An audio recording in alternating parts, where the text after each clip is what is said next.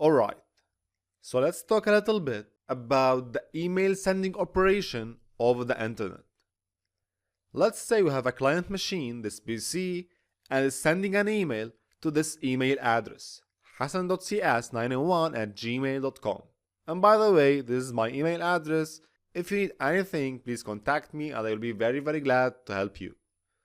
As you can notice, the email address is dissected into two parts: the account part, or the email name, and the domain name. Usually the domain name or the domain part reflects the company name that the account is registered in. We have gmail.com, Yahoo, or maybe Outlook, Microsoft, or any company that allows users registering emails in its own domain name. So let's say you want to send an email to this address.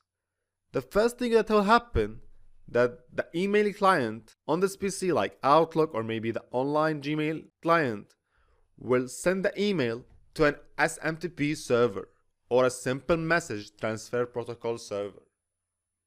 And this is the main server in the operation. It's responsible for sending the email.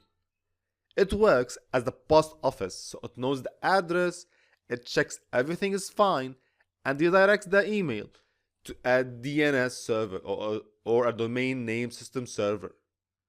The DNS server basically is the address book of the internet. According to the SMTP directions, the DNS server will send the message again to an MTA server, or a mail transfer agent located in the direct domain company. And this server, or the MTA, is responsible for selecting the appropriate inbox account to direct the message into. Alright, so the message is received.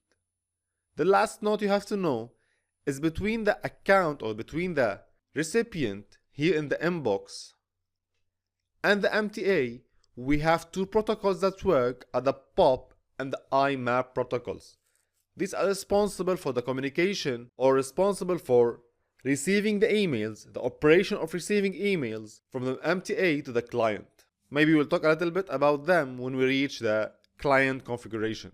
But now, what basically I'm concerned about is how to configure the SMTP server to send emails over the internet. I hope the concept is clear. Let's now describe our lab that we are going to configure in this course.